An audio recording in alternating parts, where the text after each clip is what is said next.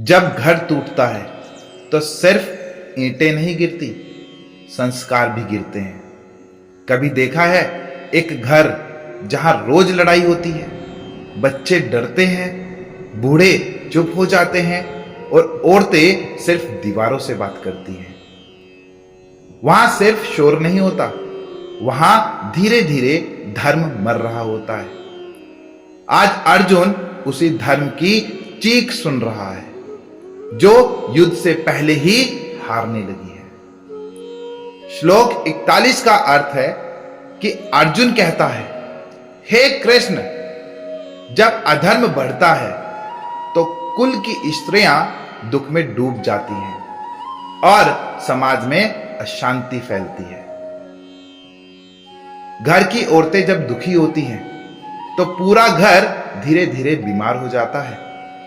कभी एक मां को देखा है जो चुपचाप सह रही होती है ताकि घर बचा रहे। वो चुप नहीं होती, वो घर को टूटने से रोक रही होती है। गीता कहती है, अगर तुम्हारे कर्मों से स्त्रियां रोने लगे तो वो सिर्फ आंसू नहीं होते, वो समाज का पतन होता है।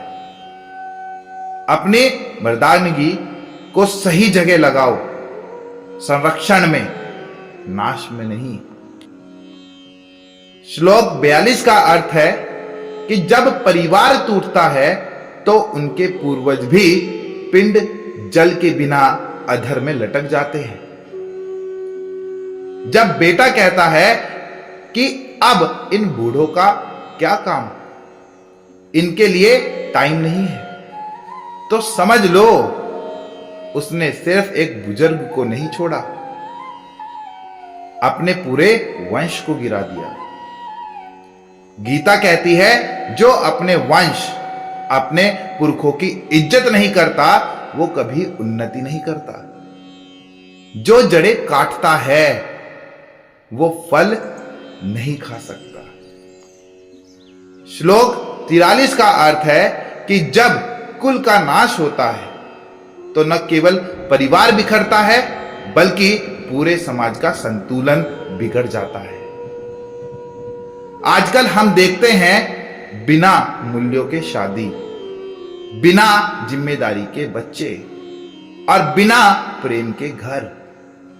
यही तो है धर्म का पतन। गीता कहती है, धर्म का मतलब सिर्फ पूजा नहीं है। धर्म कर्तव्य, करुणा और चरित्र से मिलकर बनता है। अगर एक इंसान अपने धर्म पर अडिग रहे तो एक समाज खड़ा रह सकता है। श्लोक 44 का अर्थ है कि हे कृष्ण, जिनका कुल धर्म नष्ट हो जाता है उनका स्थान तो नरक में ही निश्चित होता है, ऐसा हमने सुना है। हर घर जो संस्कारों से खाली हो चुका है, वहां बच्चे सड़कों से सीखते हैं और बुजुर्ग तन्हाइयों से मरते हैं। उस घर में भले एसी लगे हों पर मन नरक में जीता है। गीता कहती है, नरक कोई दूर की जगह नहीं है। जहां प्रेम ना हो, मर्यादा ना हो, वही नरक है। अगर घर बचाना है तो धर्म बचाओ, संस्कारों से, सेवा से, संयम से। श्लोक 45 का अर्थ है कि हे कृष्ण, सोचिए हम कितना बड़ा पाप करने जा रहे हैं जो सिर्फ राज्य और सुख की लालसा में अपने ही अपनों को मारने चले हैं। कभी कभी इंसान पद, पैसा, प्रतिष्ठा के लिए अपनों को भूल जाता है। कोई बेटा कहता है, पापा की बातों से मेरी इमेज खराब होती है। कोई भाई कहता है, अब ये मेरा काम नहीं।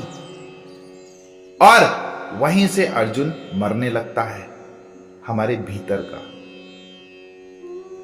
गीता कहती है, राज्य, पैसा, जीत सब मिलेगा, लेकिन अगर अपने ही न रहे तो उस जीत का क्या मोल। जो अपनों को छोड़कर स्वार्थ ले जाए वो राजा नहीं बर्बर होता है। जब जीत अपनों की लाश पर चढ़कर आए तो वो हार होती है।